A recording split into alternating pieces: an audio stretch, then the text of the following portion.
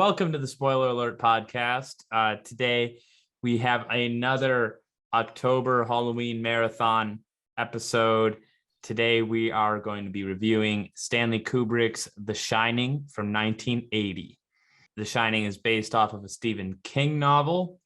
I have not read it. I have been gifted Dr. Sleep, but I didn't read that either because that's a very intimidating book. I just didn't get around to it. Yeah, no, I read a lot of Stephen King as a kid, like a lot, and I never read The Shining. I know he hates this iteration. Not an original observation, but not the best adaptations for such a prolific writer. It's actually kind of rare that you get a good Stephen King adaptation. So whatever he might think of this version, it's one of the few really good ones. I mean, other ones that are good that people I don't think really immediately think about would be Rob Reiner's Stand By Me. Really great movie. But, again, it's not like traditional horror, so you don't think of it. But really the first person that comes to my mind would be Frank Darabont with, Shawshank, Green Mile, and The Mist. Otherwise, they can be pretty shit. So yeah, I mean, I agree. Like in my mind, it's the Darabont adaptations of certainly Shawshank, certainly. Maybe this is like more on the level with me of like the Green Mile as far in ways of quality. And then I do have a step down. I probably like this one more than Stand By Me. But that is a good point of like a different kind of breed of Stephen King books that like get into it's a lot more in line with like the Goonies or what was it, the Explorers. People don't, I think, traditionally think of it, but but I really like Stanley. I just recently watched, earlier this year, so that's probably why it's on my mind. But but yeah, it's not really a horror movie. Though in concept, it's kind of fucked up. So you have a bunch of kids going to find like a cadaver on the on the riverbed or whatever. So I mean, it's fucked up, but it's actually a heartwarming movie if you can believe that, despite the premise. But yeah, so his best adaptations, with the exception of like this and The Mist, really have kind of been more dramas, which he's not really known for, so. And I know we've talked about this many times off camera too, Dakota, like I am very much, I believe you agree to some extent. I'm very much like, the movie and the book and the source material can be a separate thing. They can be like, you want to honor it in like, I think ways like, but like at some point, like you're an artist too, and you have to put your own stamp on it. And that's a tough balance. But like, sometimes I think the movie version is better than the source material. Yeah, I'm not one of those people that just, because you know the type where it doesn't fucking matter. The book was always bloody better. There have been books I love. I Am Legend's one of my favorite books ever. I can watch the Will Smith movie and appreciate it, even though they butchered that ending. They absolutely did. I still can look at it and see its qualities, So I try not to be dogmatic or anything. I think if your adaptation works on its own level, then like my feelings are more complicated, but I can't really come up with a concrete rule, like I think as long as it does not suck as a movie, then you've succeeded on some level. And I think that's the best, that you can really hope for. So, yeah, I mean, some examples for me are like, a big one would be, I think you might agree here, like, although like there's literary value and everything, like I think Apocalypse Now works better as a film than Heart of Darkness worked as a book. That's probably blasphemous to say, but I mean, I love Apocalypse Now a lot more and wouldn't have even read Heart of Darkness if not for Apocalypse Now. Right. And I mean, I'm not saying it's bad at all. It's great. It just, I fucking love Apocalypse Now. So. I mean, yeah, it may seem blasphemous, but like I've met like multiple like English and literature teachers that like feel the same way. I don't try to be too rigid. I guess it's just my stance where it's like, if it works as a movie, I try to be more forgiving. And I Am Legend, like absolutely top 3, top 5 favorite books. The movie doesn't compare, but I do not hate the movie. Right. It works as a movie. So that's for me, I think the best example of kind of what I believe, So it didn't live up to the source material, but it's good on its own in its own way. So I try to separate the two, So yeah, I think like for this movie, I think the reasons Stephen King wasn't so hot into it is it really does become a Kubrick movie more than it becomes a Stephen King film, I think. Again, given the track record of Stephen King films, having a Kubrick movie with your name on it, I don't think that's a bad thing. As opposed to what? Maximum Overdrive? I mean, so it's always a little baffling to me. I mean, I whatever was cut, and I really don't know, and I'm sure as a writer that's difficult, but you've had so many shitty adaptations, many of which you've helmed yourself. I just, Shining's considered, everybody's seen it. Anybody who, isn't even a big movie person has seen The Shining. It's just one of those movies that makes the list. Like if you're not a big horror person, if you're not a big, you have to have seen The Shining. So to have a movie like that, it's really, and Shawshank, I mean, I think are really the two King works I think everybody has seen, and yeah. Exactly. And I'm sorry to say, I love King. I've read him as a kid, like I said, not always the best writer. So, I mean, I just don't know. I think sometimes people like, because you can get more information through a book, right? You can get like these little details. What's going on in the character's heads. And maybe I could maybe see that there are so many moments where it's just, this tension in the air that's thick as a knife throughout The Shining, And maybe I'm sure there are long descriptions in the book of like what's actually going on in those characters' heads, Instead, in the movie, you have just that ringing, like the shot, and just zooming in on the character's face. It's like, He had to make a decision whether he wanted to do voiceover in the movie or not, and he chose not to. It's actually a movie where maybe you should have pulled that off because of The Shining, I guess. I mean, yeah. Well, maybe they didn't want to confuse it with The Shiners. Right. Yeah, that could have been. Because like Jack Nicholson doesn't shine, but like a voiceover with him could have been interesting. The movie begins with this big helicopter shot of this yellow car. They're going through a like Colorado lake and like mountain country, and it's the opening title sequence. And you hear like the most notable part about that though is the music. It's the burn, burn, burn, burn, burn, burn, burn. But you don't remember like say a John Williams soundtrack, but then once I heard it again, I'm like, oh yeah, right, it's really good. The credited music is Wendy Carlos and Rachel Elkind. Upon their arrival to the studios, Wendy Carlos and Rachel Elkind were shown the first version of the film by Kubrick. Quote, the film was a little on the long side. There were great gobs of scenes that never made it to the film. We scored a lot of those. We didn't know what was going to be used for sure. Unquote. They said that they were so disillusioned by Kubrick's action, they vowed never to work with him again. It's just because he edited it late. Because usually music's supposed to be the last thing done. They get but he was asking them to synchronize the music with the stuff in the film or something, or right, yeah, and stuff like that. Because I don't think he technically hired a composer. And the movie is split into specific chapters, like a lot of Kubrick movies are. And the first one is The Interview. Jack Torrance, played by Jack Nicholson, is interviewing to be a caretaker for a hotel because he used to be a teacher. Now he's a writer and like needs like a new job to like pay the bills consistently. And then he wants to do double time by writing. The crazy thing about The Interview is that the boss, the hotel manager, has to like let Jack know that in 1970, 10 years before, Grady, the caretaker then, killed his wife and his two daughters with an axe. That's intercut with Wendy, who's played by Shelley Duvall, and her and Jack's son, Danny. The Interview is intercut with Wendy and Danny watching cartoons, eating breakfast.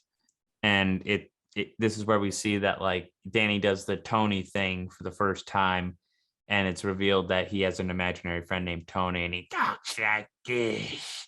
That voice can get really creepy later in the film. You know, it's this really raspy voice that's like right on the edge of what a kid that age should be able to do, you know, so with their voice. So yeah. He's got an imaginary friend, which kind of tends to happen to a lot of Stephen King characters that I've read about, is like there's like imaginary friends type of things going on, and telepathy, and like because the Stephen King universe is almost entirely canon with itself, right?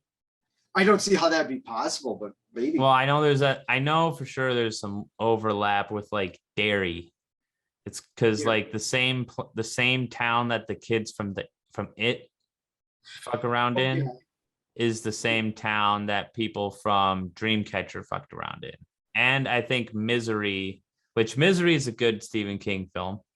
But Misery, I think he's from Derry too. Like it's just a thing that's like, I think Derry, Massachusetts, or wherever the fuck it was. Maine. Everything takes place in Maine because that's where. Oh, Derry, Maine. Yeah, that's where it was. Oh, yeah, like Derry, Maine. Even here, okay, like it's not Maine, but they say that they're from Vermont. Oh. So I mean, that's pretty fucking close. If that'd be cool, because back then, you know, the whole shared universe thing wasn't really. I mean, I don't think the universes interact a ton. If so, it's like I just think it's possible that they are happening in the same. In the Stephen King universe, Maine is the worst place in the fucking world to be. Apparently, like I just don't go to fucking Maine. So Jack gets the job, and it's 5 months being a caretaker at the Overlook Hotel in Colorado, or I assume pretty far outside of Boulder, I guess, because everything in like Colorado is weird because like Denver is like centrally placed. The airport's in the middle of nowhere. Their cities are like oases. It was just like Chicago. Like that's just nothing till you hit fucking, it's all farmland till you hit Chicago. I just like, that was the first time for me that I really realized like, wow, cities are just congregations of people in the middle of everything else. So like, you know. Well, Colorado, there's even more like wide open protected land that you don't have those like little offshoot towns. It's pretty much just like Denver, Boulder, Colorado Springs, Overlook Hotel.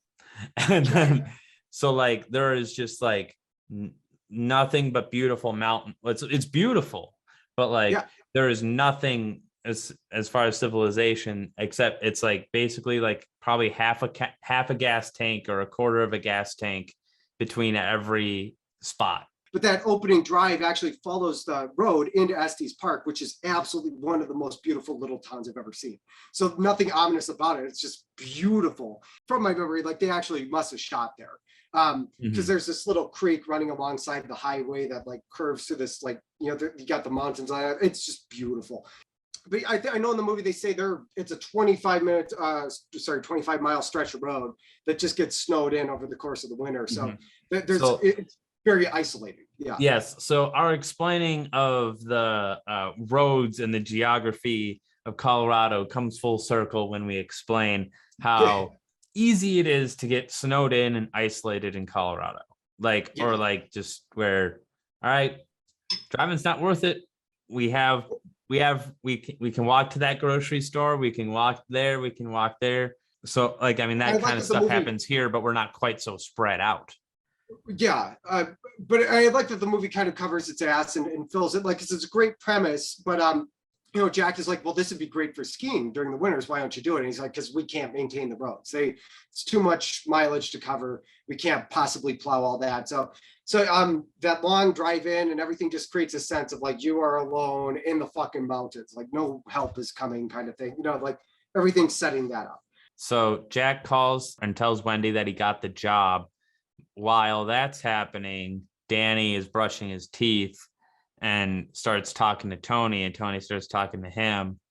And then he envisions the bloody elevator for the first time, and then gets a flash of the twins, the Grady. I misremembered. I thought both of those things weren't introduced till way later in the movie. So I'm going to criticize. I think it was a little too early, but then again, just because from my memory, like those. At least the two girls, I remembered a lot of horror is like about like what's around the next corner, and The Shining has literally the best actual what's around the next corner scene where Danny, I know we're getting ahead. And that's what I remembered. I didn't remember them introducing the two girls as early as they did, or even the blood elevator. So I don't know how I feel about that. I mean, it honestly could have done away with it, and the rest would have been even more powerful potentially. Right. I guess, I mean, it obviously sets up from the beginning that something absolutely horrible is going to happen. You know, if you couldn't tell from just the general ambience of the movie, the soundtrack and everything. I mean, yeah, maybe the beginning would have felt slower if we didn't have that kind of like weird stuff going on. But I don't know. So he's talking to Danny while he's brushing his teeth, and then he gets those visions, and he we don't see it, but he basically like passes out, and Wendy obviously thinks he's sick, and then they take him to see a doctor. It's mentioned at this point about how Jack had hurt and dislocated Danny's shoulder at some point.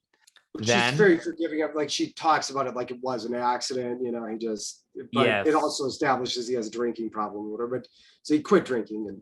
And that's one thing about the Wendy character, based off of what I've seen of as far as supplements go, is for The Shining, like it was hard for Kubrick to figure out the Wendy character because he knew she had to be like very nurturing mother, very and very brave when she has to be, but he also needed to find a way to make Wendy seem like the way it was phrased was that like a stronger woman would have left Jack by then. You know what I mean? Yeah, like if she was like one of those like stronger, like fuck you type of wives that would like walk away and be like, I'm taking the kid, fuck you. Like there would be no story, right? So yeah, I thought a lot about it. The only thing I know is that Shelley Duvall her performance was criticized a lot. That's all I know by Ebert specifically. I'm sure other critics followed suit, but that's like all I know. And so I was really trying to like sit down and think about why she's interesting, because she's meek as a mouse sometimes. So I was really thinking of like everything you just said, really, but I didn't know that Kubrick was ever confused about what he wanted from her. I mean, well, that's the way it came off to me, because that's something that he did say, and when it kind of went in the casting, because like you say, you brought up meek, like meek kind of becomes a pushover sometimes, right? But the other interesting thing is that she's not completely, and that's what you were saying. I mean, so she's a really interesting character. I never thought she's bad. I just thought she's an interesting kind of complex. Like I see some problems in it, like, but I think that mainly comes down to like, and she's been good for smaller parts and other stuff too. Like she was in some stuff in the 70s, like Nashville. She had a good part in. You know, she's like a good character actress. I definitely see where the criticisms come from. I'm just saying it might be more down to conflicting personalities, because like Shelley Duvall famously had like a very kind of shit experience in The Shining, not in like a Lars von Trier way, but just in a like overworked, like exhausted way that is more, and like he's yelling is basically. I wouldn't underplay it. Kubrick was a fucking psycho. So, you know, I mean, what else did he do?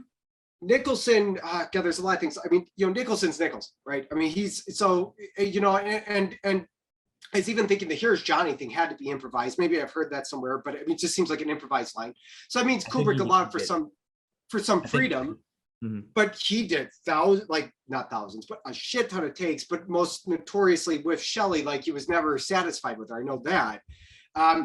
So to me, it seems like he knew what he wanted from Nicholson, and Nicholson was delivering that because he's so over the top. And then like Shelley maybe wasn't enough for him. And so he made her do like these insane numbers of fucking takes till she's just out of her mind going through the motions, you know. Maybe he just didn't know what he wanted Well- from her? Because you're saying well- you didn't figure the character out. Well, He's like there contradicting. is like the ethical debate about like overworking someone like that, where you like drag them into the mood of the character, even if that character's mood is supposed to be like horrified, right?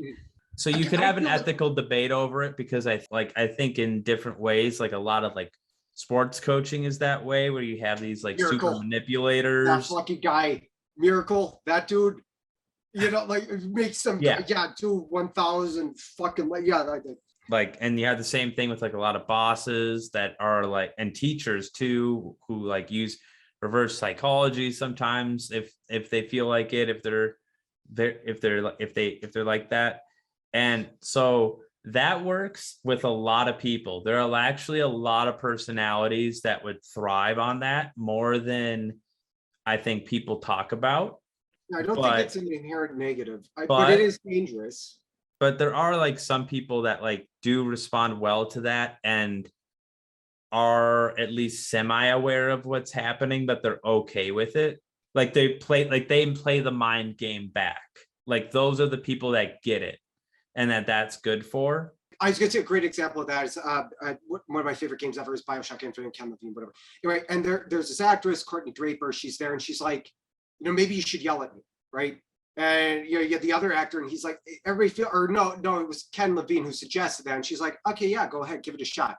And Troy Baker, the other actor, like, just it normally seems like just kind of a bit of a dumbass, but a nice guy, just goes in on her, like, you fucking child, you fucking idiot, like, and that was what she needed, in that scene. Like she just the tears started coming. She really, that was what she needed, but it was like, what I mean by dangerous is that, if somebody's like, well, I don't know, if you're making them do 100 fucking takes and they're going out of their fucking mind. Well, yeah, it's dangerous when it's someone who's not that type of personality, where the pushing brings out the better in someone. That isn't the case for some people. Like some people have like need more of a sense of justice, right? So like a fairness with colleagues and whatnot, and that's fine too. Like it's just like a different personality. So like I don't think she was gonna be someone who got better from like the tough Right. talk. You know what I mean? Like those were never gonna be a compatible duo. But I mean, I have to say, I know it's not the popular thing. I really do think actually her performance is pretty great and pretty convincing. Other than that, it's the character herself is a little contradictory, which is interesting because you brought that up, that he didn't know what he wanted. So that makes sense. I think the movie kind of reconciles it a bit internally, like the scene where not Jeeves, Brady. but he calls him Jeeves. He's like, your wife has proved to be more formidable than we anticipated, which I was thinking the whole bloody time. How does she survive this movie? Because she seems so meek and so that you would never like a pushover. For a while, she's a little bit like she sees some bad signs, but she's like, oh, he'll be all right, or oh, he'll be okay, like everything will be good. And then I just think of it more as an overall hurdle that character had to do, because that character is coming from like where it's not convincing that she could stand up for herself. Is that the complaint? Yeah, it wasn't. I think some maternal instinct kicks in or something is with the implication. Like, I mean, I think she captures fear perfectly. I mean, like when he's coming through the door with the axe, like she's turning to the wall. Like there's just things she's doing where it's like, this isn't happening, but it's happening. It's not happening. Like I believe that scene. I believed her when he's coming into the bathroom. I never really felt like I didn't believe her, but I know a lot of people criticize her performance. So like, I just didn't understand that because I don't know. I think it works. I know that's not the popular opinion. I do think she does a good job. Like I think she's somebody who's confronted with reality and she can't ignore it because he's literally coming through the door with a fucking axe. I mean, there's a certain point where whoever you are, you have to accept the situation. Yeah. I mean, I don't think it's what Kubrick wanted to be is what I'm like trying to get at too, is like I just don't think it just might not have been the best pairing. And Stanley Kubrick, Life in Pictures. Okay.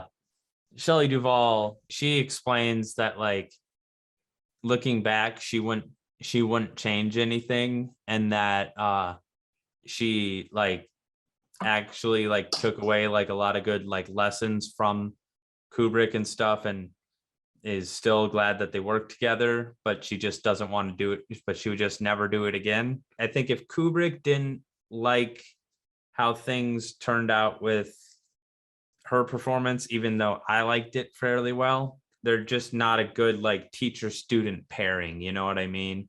They're not a good like coach player pairing.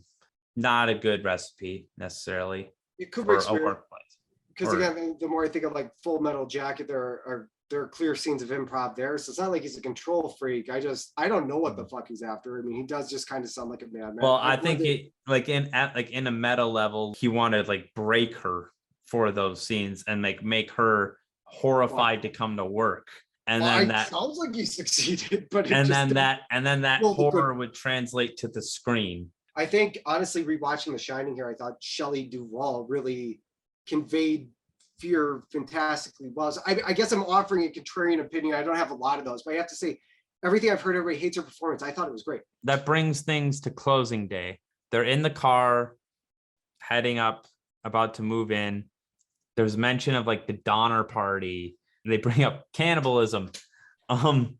Throughout the movie, there are a lot of allusions to like past like violent events in history. There's a big one is Native Americans, because like Native American motifs. They mention it when they're doing the walking through during the closing day that made not only is the hotel built on a burial ground, but they actually had to like physically repel attacks or something during the building of it or something. Yeah, like during the building of it, like they had to like shoot away like, you know, raiding parties. And they bring up the Donner Party, which is like fucked up and like cannibalistic. And although like in the story here, what happened to Grady back in 1970 wasn't, you know, cannibalism. The killing of your own family is pretty cannibalistic in nature. That was my same observation, that yeah, I mean, it's, you have a family in a sense eating itself, you know. So yeah, they set that up. Just a lot of dark shit around this place, basically, you know, from the very beginning. The movie never really hides that it's gonna go places that aren't nice. Weirdly, when he's like pointing out like, oh, 4 presidents have been here and this person and that person, all the best people, is how they say that. And that just sticks out in my mind. And I'm like, that's some kind of like, that's just a really funny, like dark humor Kubrick moment. That might be in the book too, but like, it just is, it's funny. Yeah, there is from Jack, a lot of like kind of black humor, you know. I mean, I think which, I mean, it definitely walks the line. I mean, I know a lot of people think that that whole performance is over the top, but he's frightening when you need him to be. Like, he'll switch like that, and he's, you know, so a very intimidating presence. But it can also be kind of, you know, funny at times. So like, I mean, which is very hard to do. Because a lot of horror comedies are just more comedies. I wouldn't say this is a horror comedy, but those are really hard things to blend. And so anywhere where black humor is pulled off properly, and this would be an example, really hard to do, and it does it well. So just, and we really only see that towards the beginning of this movie, though. Like there are in the bar scene, I'd say, you know, where like, the bar scene's fun, and then maybe just like some mannerisms are occasionally funny, because like towards the end he becomes like the ultimate just like sleazy, like right before he gets like murderous, he's like this like level of like, I'm a sleazy shitty dad. Oh yeah, no, you know what I mean? Like, he drops a lot of racist stuff for a while. Burden high. Yeah, I mean, just like a total drunk. Like, he's like a dry drunk. I mean, you know, like before he's even drinking, he just sounds like, I mean, but another I think we talked about was like the Exorcist, and William Peter Blatty had a really black sense of humor. I think people forget. But the Exorcist, like, you'll laugh at some of the shit that Demon says, and you feel so shitty for laughing at like this evil thing. Like, I mean, so that's really hard to do, and I don't see modern movies do it, but I'd say, because I'm kind of glad you brought it up. Yeah, this kind of, man, it's not a really emphasized thing, but just I can do it at all. In The Exorcist and a few other movies, you just don't see that now, you know. So exactly. While Wendy and Jack are being toured around, Danny's in a game room playing a game by himself, and then he sees the twins. I don't know if we even really should have introduced them. But if you're going to, and again, I mean, I feel weird about like criticizing Kubrick on it, but I would have left the music out, because if you just let that scene play as it does, people are still leaving the hotel. So we don't know that there's anything actually abnormal about these two twins. And so I was thinking that if the audience remembers a conversation with Jack, they might be, during the interview, which it's a long interview, it's casual for the most part, other than the axe murder thing, which might stand out. But depending on how much the audience is paying attention, they might have forgotten about that, the specifics that there were two daughters or whatever. And they might not know there's anything weird about these two twins. And then when they reappear, obviously the musical cue is what gives it away. That there's something really, because there's still people in the hotel. They're all leaving. So they would not have played the music. That's a really good point. And that shows you the power of music in movies, like, and how important it can be. And then also just like funny things that are like funny parallels or whatever is when they're being shown into the room that they're going to be staying in, two twin, like 20 something girls walk down the stairs, like going down the stairs and then checking out. And then the manager's like, bye now. Like, that's like one of those, okay, so there's this documentary called Room 237. A lot of it's bullshit. There are some there's some very smart things in it. A lot of ones that I think are real. A lot of like the references to like the Native Americans and, the white man's burden and all this stuff is like. But Jack's kind of a racist. He's kind of a racist. And I didn't pick up on that till this viewing. But like, but that's an actual thing that I really think they're going for. A lot of it too is when you think about the past and like bloodshed and stuff like that, you know what I mean? Like of how many, just like the sheer number of wars from a million BC. It's a looking back and it's history repeating itself, right? Those are common themes in this movie. Again, it's just one of the millions of things we've talked about. I don't know if it made fun of it, but civilization being built on blood. And I guess the idea of The Shining then would be that like, you've got to pay that in some sense. So this place where some shit's gone down exacts a price, I guess, maybe, like, I don't know. That makes sense. Or like, it's just an encapsulation of, I don't know, of human behavior over the centuries. There's like the common saying of like, learn from history because history repeats itself. It always seems to do that in some way, shape, or form.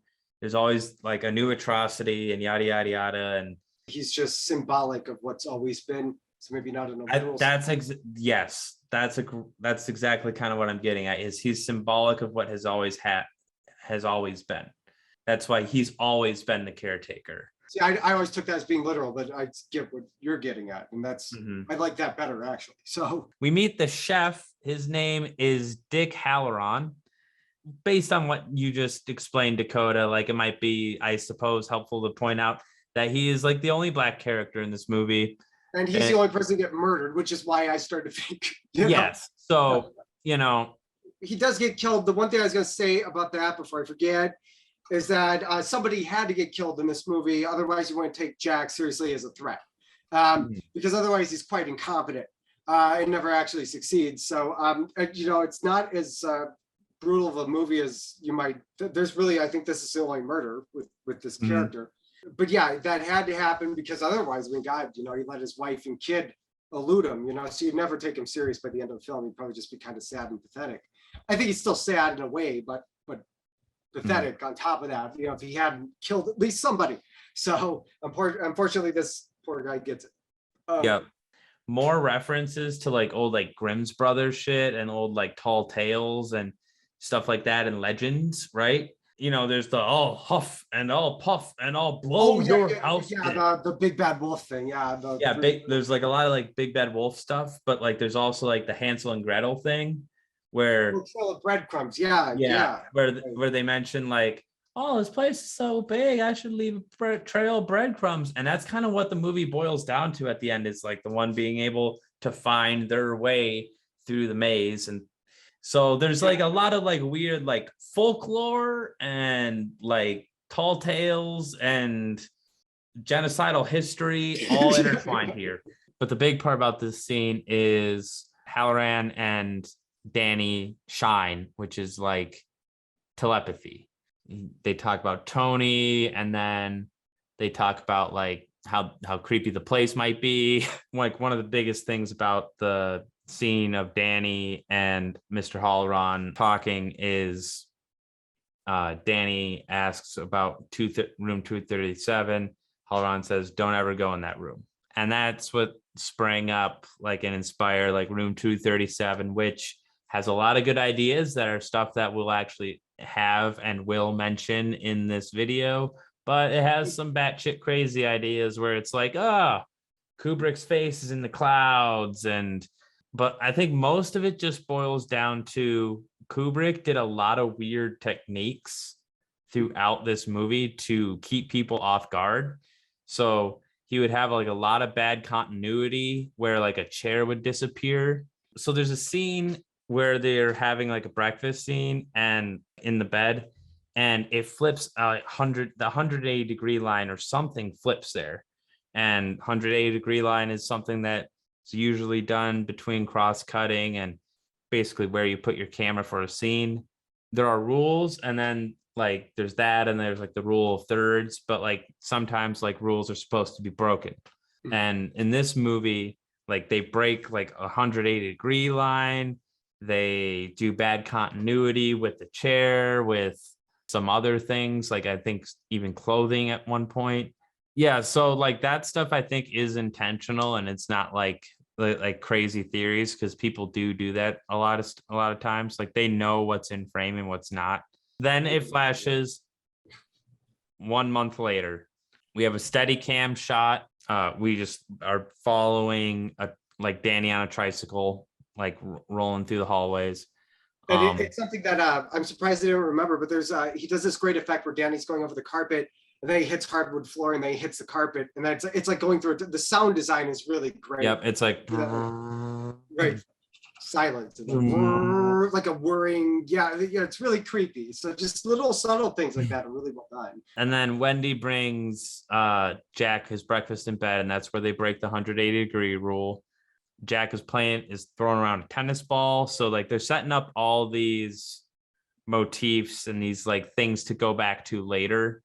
And then Wendy and Danny walk through the maze for exercise and whatever. The way I remembered it was he was always a little more tragic, right? Like he felt bad about at points, and that's kind of like Sam Neill's character in Event Horizon, which they can't find, whatever. It's actually not like that in the show. He's just kind of an asshole. He never really actually ever apologizes. Like Wendy's like, "Well, Jack, I'll bring you sandwiches and maybe I can read what you're writing." He's like, "Fuck off. Just fuck off." You know, and he never says sorry for that. You know, and then like it just cuts to Wendy running around with Danny. I'm like, yeah, so Jack's just kind of more of an asshole than I ever actually remembered. I always say he's kind of a little more tragic, but that's something else coming back to him. Like, wow, yeah, Jack's kind of a dick. But we always like think about him as like, oh, someone who's possessed by the house. But you know, he was kind of an asshole the whole time. Because we're on like their second try, you know what I mean? Like he already kind of was an asshole for. Yeah, and Wendy's forgiving of that, but yeah, it sounds like he lost his job, he dislocated Danny's shoulder. I mean, here in The Shining, it just kind of feels like it's Jack was always just kind of an asshole, and he's giving in to his worst impulses, you know? So that was something. Yeah, I always thought he's a little more sympathetic or tragic, but he's just kind of a dick. So like in this one. Jax just stays inside and does his fucking crazy thing. Like he might only go outside to break the snowcat or something. And then they're actually going outside, and like Danny is learning how to navigate the maze, and that becomes important later. And then it skips to Tuesday, which is always funny to me when that pops up, because I'm like, oh shit, it's Tuesday. Every day is a bad day in this movie. Like it just doesn't even fucking matter. And I think the funny thing is they come back around to Tuesday.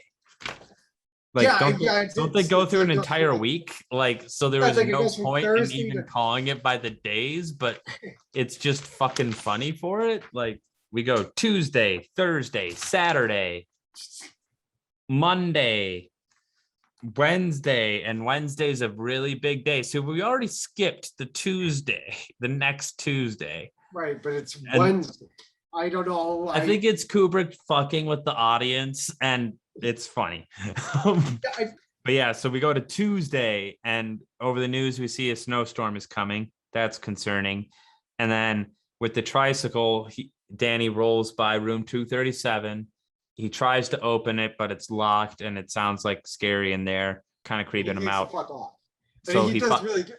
He's like a scared kid. He keeps looking back. He's like, yeah, fuck this. Right? Yeah, you know, like so. Wheels the fuck off. And then Jack is typing alone.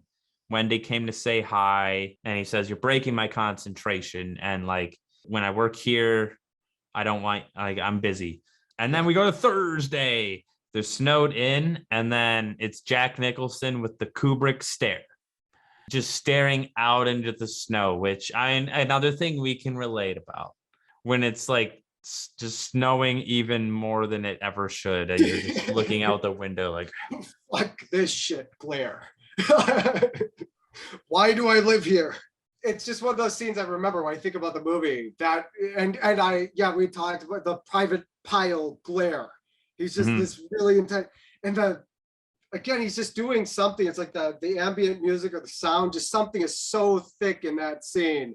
You don't need that monologue that we were talking about earlier. You know exactly whatever the fuck he's thinking. It's the worst shit in the world. You know? That's also like, in weird way, like the funniest day change in the movie, because it goes from Thursday, snowed in, Kubrick glare. Next scene is literally Saturday. Basically, all they're saying that happened on Thursday is it snowed and Jack got angry. And I love that. Telephones are down. The police still have a radio that they can talk to with. And then there's the tricycle scene. That's the big scene that you think, and I kind of agree that they could have waited for. It's the famous scene of the movie, going around these corners with the steady cam tracking this little kid's tricycle. And then you go around a corner, and then it's the twins. And it's just the big musical cue, like boom. The movie is distant with its camera shots, but it's very confrontational and like in your face with the actual horror, which I think is really interesting. So, you're following Danny from like over his shoulders, and then you turn the corner. It's just like, it's there. There's no build up. It's just there right in front of you. Part of what like that is too is he like has very flat movies. And by flat, I mean like distance between objects, what that looks like. If it's a wider lens, it'll look like this far away. Right. If it's a longer lens, it'll look super close to me. But really, it's like here. The reason it's sudden is because when it's like a long lens, which is the opposite of wide, so it's narrow, and it makes things flat, you can do that a lot more suddenly. So they turn the corner, and it's the fucking twins, and they're saying, "Come play with us, Danny." He closes his eyes. It takes us right to Monday pretty much then, and it's like everybody knows this, but just in case Danny didn't know, he's in a fucking horror movie. So so whatever the fuck they're telling him, but the closing the eyes thing, I mean, kind of goes along with that. So he never knew what kind of movie he was in. So wow, that's crazy. See, that's some maybe that's some good manipulation, you know, like that's an example of like good manipulation. I don't know.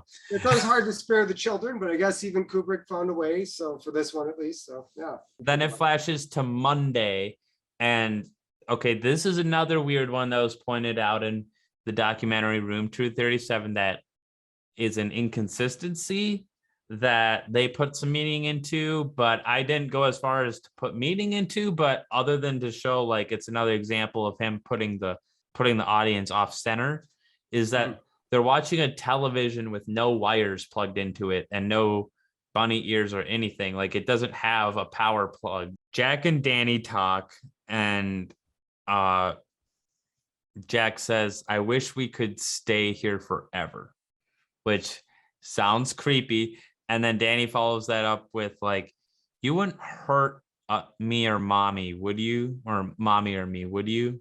and and then it's just Where the whole thing is building up to murder. So like, when he says like, you wouldn't hurt me, it's like, do you have that creepy scene where it's like, no, never. I mean, but I don't know. The whole movie's building up to a murder, right? And like throughout the whole fucking thing. As somebody that kind of tries to sidestep things when the movie directly confronts that, like a kid kind of would, you'd never heard us. Like it almost like you're worried somewhere in Jack's mind it just made it real, like.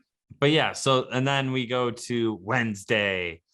So we've already passed the following Tuesday, so we're going through the weeks. It's flying by when you're having fun.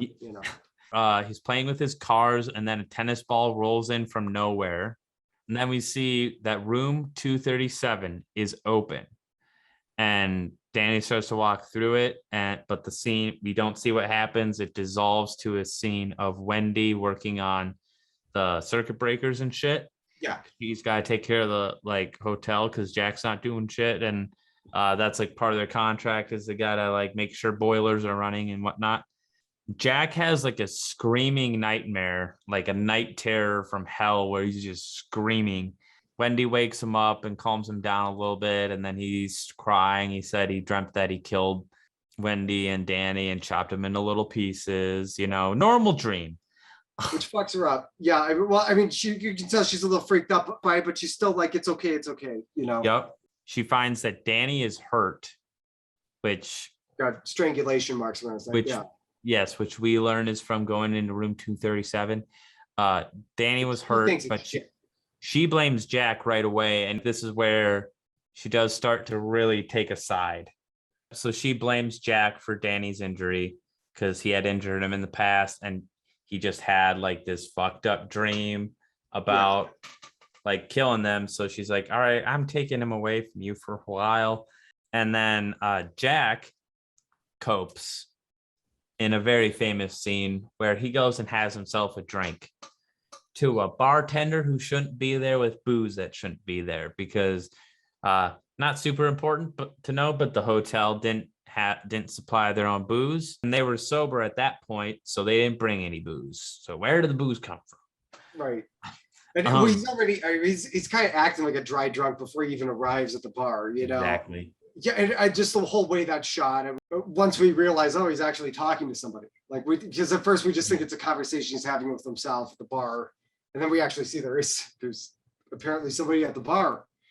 He has this whole conversation with Lloyd. I think the bartender's name is, right, Lloyd? Yep. Aside from the murder tendencies, he just fucking gets manipulative, alcoholic, bad husband vibe and bad father vibe is. He nails that. Whether the dialogue was more innocent than it would be crazy if I cut them up into little pieces tonight. If we just toned that down by 100%, he would still have your Joe at the bar vibe down. Yeah. You know what I mean? Yeah. And that's where a lot of things start to slip. I mean, some sort of maybe a little racist lines, and then and then some misogynistic, I think he calls Shelley Duvall the sperm bank, so, and just about Danny, I love the little son of a bitch. I never heard fucker, Wendy comes down to the bar, and then all of a sudden the illusion's broken, but Wendy's there, and she says, it was a woman that attacked Danny. That's what Danny said in room 237. So she recruits Jack to go into room 237, see what the fuck was up. And there's someone in the shower, very attractive woman, naked, walks over to Jack Nicholson. They start making out. It's one of the more famous boner traps in movie history. When I think of The Shining, there's so many iconic scenes, but this one was the creepiest personally. There's just something. But yes, she turns back to her ghost self of a dead old lady, and she's all rotten and right. And then Jack eventually blames the marks on Danny and just says he might have done it to himself. This is being intercut now, an argument with Jack and Wendy's being intercut with Danny and what he's doing. Right now, he's starting to have like our first like red rum visions, like the word red rum over a door. Back during the argument with Wendy and Jack, Wendy wants to get Danny out of the hotel. So this is where she's kind of putting her foot down again. He responds to that like, "Don't fuck this up for me." And do you have any idea about the responsibility I have to my employers? Jack goes back to the bar, and it's a whole dinner party at this point. He gets a drink and he bumps into a butler who reveals his name to be Grady after like the butler spilled something on Jack's thing, and they go to and they go to a bathroom that's suspiciously like blood red walls and stuff. But also a very modern design. So again, like the kind of whole temporal distortion thing's weird because like, I mean, the vibe is very like 20s in actual ballroom. And then we get to the bathroom. It's again, very like kind of 70s or something, you know? So. And then in the scene, Grady explains to Jack that he's always been the caretaker and he's always been here. Jack recognizes Grady from the story. Yes. Yeah. Grady was the guy that killed the twins. Their back and forth is weird too, because like Grady starts with, "I have no recollection of killing the children," and then it slowly becomes corrected them. He never admits to killing corrected his children and his wife. Yes, and then we cut over, and Jack breaks the radio and takes the batteries out of it, or like some sort of like power source out of it. So that's not good. We cut to 8 a.m. and Halloran is flying in from, he's down in Miami. This is kind of a weird gig going all the way out to, so but he cares enough to fly all the way out there because they can't reach him on the radio. He knows there's a snowstorm, and he's just, there's that scene where he's laying in bed and he's like, again, the shining ringing in the ears, and great scene. Sorry, we're rushing. Danny pretty much called him there for help. Right. Shining. So he had flown into Colorado, rented a car, and then on the way up, to show like at this point in time, like how different Kubrick felt like the movie was becoming than the original book, is in the original book, the car that the Torrance family took up to the hotel was red, and it wasn't yellow. Like in the movie, it's yellow. Mm-hmm. But when Halloran is driving up the mountain, you see a red car in a car accident with a semi. You see like a red VW Bug. Okay. So it was just kind of like a fun Kubrick moment, and I think that one actually is like in that way. It's easy to make fun of all the nutters that like really read into the movie and all that, but then again, when you think about Kubrick, he's fucking insane. Yeah, when you think about a lot of directors that are way more insane than even some of those people that are doing that shit. Right. Yeah. So I guess if anybody could be forgiven, it's people at latch on. That was an observation. If I didn't see it already, see the Shining made people crazy. Just watch Room 237, the documentary. Like, yeah, so it made people crazy. And speaking of crazy, the next big scene we have is the all work no play scene. Wendy wakes up. She goes off to investigate and see where Jack is, what the fuck's going on. No one's by the desk, by the typewriter. She looks by the typewriter, and all he's been typing for months is just a big stack of all work and no play makes Jack a dull boy. And what's crazier is that Kubrick, the fucking madman, had his secretary actually type that whole fucking stack. Even if you're only using the top few sheets for the actual movie, he had the poor lady type it all. So, and it's different formats too. Like it's changing the way the typing's oriented. It's mad. It's absolute fucking madness. And she had to type all of that. I would hate she needs a badge, a medal, something. Honorary Academy Award. Yeah, good Christ. So again, when we talk about people going crazy and reading into the movie, if there was ever a crazy ass director to read into, I guess it's he did weird shit with Full Metal Jacket, like build entire sets that were never going to be used. I don't know if it was for immersion or what. It's fucking insane. They start walking upstairs. She has a baseball bat in her hand that she had brought from the room. Because And- she thinks the Hague is somewhere in the house, I think, at this still, right? Like she Yeah. thinks it's the woman that strangled Danny. Yeah, Still. either that or she still might not be super trusting of Jack, but it's probably more like you said. And then she's walking backwards and he is like stalking towards her, like talking about Danny and them and his responsibilities to his employers. Mhm. He follows her, like starts following her up the stairs, and he's like, I'm just gonna bash your brains in. I'm just gonna bash them the fuck in. Yeah. She's terrified and crying, understandably. At the very top of the stairs, event like finally like hits his hand and then hits him in the head with the She's baseball swiping bat. at him this whole time. And I think she just accidentally hit him. And then once he starts to freak out about it, he's like, oh, fuck, she hits him in the head and he tumbles down the stairs. And anyway, so she drags him to the, what would you call it? It was either like a cooler or just a pantry, or it's a standing pantry that has a lock on it. So she locks him in there. And then he puts on like, again, like these like toxic fucking, like you were saying, he's being very manipulative. He's like, honey. Yes, he's very manipulative. He's like, literally like looking like I am right now, just like, honey. He hears her crying and she's like, oh, she must feel bad about this whole thing. It's like, in my head real hard. I need a doctor.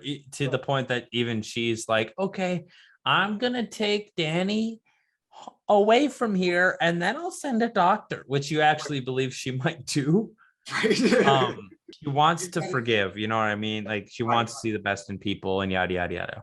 But he breaks character. Then he's like, "You're in for a fucking surprise." Because the snowcat's broken. I destroyed the fucking radio. Yep. So he's like, "Go check it out." Yeah, go check it out. And then we slam to 4 p.m. where he wakes up in that same pantry, and then Grady. We don't see him, but we hear Grady's voice on the other side saying like you said, she was more your wife is more formidable than I would have thought. So he's having like this conversation that's like crazy. And then this is like the first like true action though that we know happened in the physical world with the ghosts, where we hear the door get unlocked. Again, that seems like confirmation in my mind that like, something else unlocked the door. And I think the purpose of it being then is just a little more shock value, because like before it's always been like image, scary, hallucination, scary, hallucination, scary.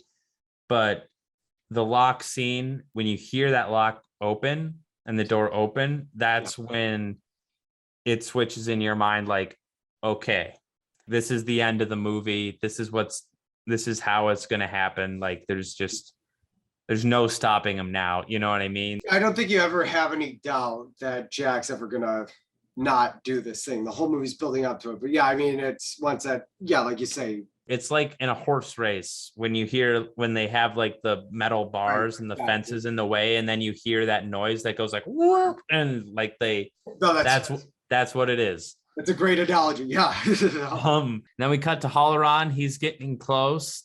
Danny has Wendy's knife that she's been walking around with, and he's just like repeating like rad rom, and he takes like lipstick and writes red rum on the bathroom door. That was the thing that actually fucked me up as a kid. That's what I remembered. It's so creepy sounding. Rad rom, right, with the knife. Yes, when he's waking up his mother, and then he's in like Tony's voice, and he's like, Danny's not here, Mrs. Torrance. Eventually wakes up Wendy in the mirror, and it's murder reversed, Yep. So she screams looking at that. Yeah. Right at that moment, we get the first axe into a door. Jack breaks down the first door with the axe. She's taking Danny into the bathroom, opens the window, but only enough for the kid to get through. So she sends him out, and then she's like telling him to run, that she can't make it. And like, that was, I think, like one of her better scenes. And again, like I said during that scene, I mean, when the axe is coming through the fucking door and everything, I mean, she's burying her face in the wall. She keeps like, you get the sense that this isn't happening, but she had like, I think she accepts somewhere and there it is. And that's the famous here's Johnny scene. But like, sometimes I forget how she actually gets out of that predicament. They heard Halloran's snowcat. And then he was immediately like, oh, I have to take care of that. Because that's Danny and Wendy's only way out. Yeah. Even if it took him 2 hours to kill whoever's in the snowcat, it would be worth it for him because then the other two can't get away. Right. Okay. You have the shining aspect to it that brought him there in the first place. So it's really not an ex machina. It is just a good like way to bring it around. As Jack leaves, Wendy starts escaping again. And like you can kind of see like she's just grateful to be alive at this point. Halloran goes through and is calling for people. And then he gets murdered by Jack. And we get that same music. It's like that loud like score that gets you like when he kills Halloran. Jack sees Danny down the hall, like crawling out of a cabinet that he was hiding in and starts chasing Danny. Oh, yeah, no, he injured his leg during the fall down the stairs. So he's limping after Danny. He can't quite. Yes, he's limping at him. That's important. So the rest of the movie is a lot of it is intercut with Wendy walking through the hotel, making sure she knows we're looking for Danny. And then Danny running through the maze with Jack on his tail. While Jack is chasing Danny, Wendy is trying to make her way through the hotel and find Danny herself. But she just ends up being wrong at where he is. She goes by these different rooms. She sees the bear, like a man dressed in a bear costume, blowing a butler. Honestly, like I haven't like really been able to ever wrap my head around the bear and the butler scene. I can't but I'm okay with that. There were weird sex orgies in the Roaring 20s. Otherwise, I have no clue. That's what I'm going with. Like, some people are furries, and that's okay.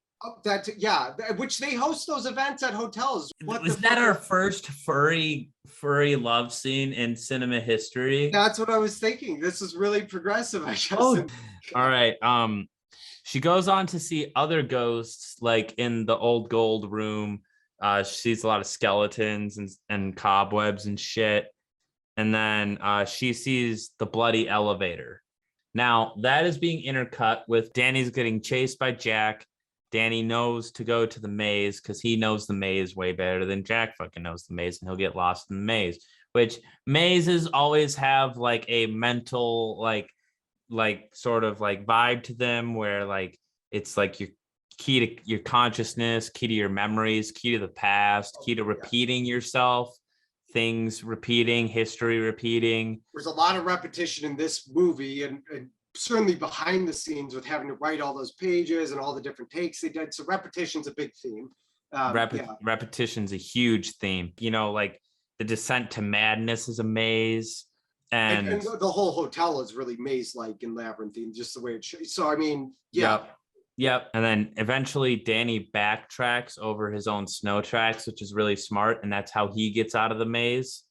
Is like one thing I thought was interesting was, how we were saying, like you like stay in the maze too long, you go crazy or whatever, basically, or like if you keep that repetition up, you're going to go crazy and like you basically die. Like the way Danny gets out of it is by backtracking and dodging the maze. Not getting lost. Yeah, that's interesting. Like that's how he doesn't get lost in the maze and how he can survive. That's how he tricked it, like almost like the Hansel and Gretel thing. You know what I mean? Like that was like a trick. Like They tricked the system to get them out of the bad thing that was going to be their path. And then Jack just gets lost in all that confusion. Wendy gets into Halloran's snowcat and like grabs Danny, and that scene, like maybe like she could have done a little more. I don't know. Like I kind of felt it, but like I feel like it could have been a little more. Like I imagine like a lot of those scenes where like a mother would literally grab their child so tight that it would hurt their child a little bit. Yeah, I think it was so in the moment, just like get the fuck out of there. But yeah, there could have been an extra added thing, like you're saying, where it's just a visual. Yeah, and that might be on the director too. Like Kubrick's not perfect, but basically they get onto the snowcat, roll out, and then we smash to the next morning. So I think this is Thursday morning now, or fuck it, it could be Friday. Jack has been frozen overnight. We just have a close up on that. Cut to the next scene. We're back in like the gold room and like the coat room area where there's like a bunch of photos of past parties at the hotel, and Jack is centered in one of the photos from like 1929, I believe it is. 21, actually. It's almost 60 years before, assuming it's a modern day, which I'm sure it is. I mean, well, 1980. So that confirms that he has always been the caretaker, and that's the end of the movie. It's one of the earlier examples of what I think about when I think about like modern day psychological horror, and it really is a movie that like you have to like, it gets under your skin. It's not, it's a brooding movie, and you really have to. It's not a lot of jump scares. And then some of my recommendations would be Poltergeist, like we mentioned. That one's pretty similar. I would just recommend a Kubrick, like Clockwork Orange. I could have said a lot of other Kubrick movies, like he's just pretty fucking great, like Clockwork Orange, Full Metal Jacket, like that's kind of like and Barry Lyndon are kind of like in the same era of those movies that he made at that time. Any other recommendations, Dakota? So I mean, I said Event Horizon, I would say Dark Water, and then the last one I was going to say was Lars von Trier's Antichrist, which like for one thing, I mean, you have Charlotte Gainsbourg's character who's doing the psychotic scrawling, and the husband finds the journals instead of the other way around. There are some very clear inspirations there in Antichrist. I never actually thought of that. That's cool. That's a good point out. And Von Trier said he was borrowing from Dark Water, which itself, as we talked about, was borrowing from The Shining. So you see how everything kind of like feeds into. But other than that, I think that was all I was going to hit on for recommendations. As far as a score, I mean, again, it's a movie that upon multiple reviewings, I like a lot more. Anyway, it's really good. It's 4.5. I guess. Sorry, it's really short. I'm kind of like on the fence between 4.5 and 5, because like I sometimes don't know if I want to like compare it to others in its genre, compare it to all movies, or compare it to that director's work. I tend to go with genre, but I'd say there are just a few. It's because like if I went genre, I would probably rank it 5 stars because it's one of my favorite. If I'm just talking about like Kubrick movies, I think it's on a slightly lower tier than like his other stuff, like 2001 and Dr. Strangelove. So like I might lean more 4.5 if I was just thinking of it from a director's perspective. I'll flip a coin. I get 5 stars. Okay. I give The Shining 5 stars. It's one of my favorite horror movies. And it's other than Darabont, and Reiner's good, but other than Darabont, this is the best Stephen King adaptation, I think. But yeah, 5 stars. Be sure to hit the like button, give us a follow, subscribe to us on YouTube, follow us on Spotify and wherever podcasts can be found. And check out our Patreon, check out our Instagram, check out our Twitter. I'm Nate. This is Dakota. And thank you for joining us on the Spoiler Alert podcast.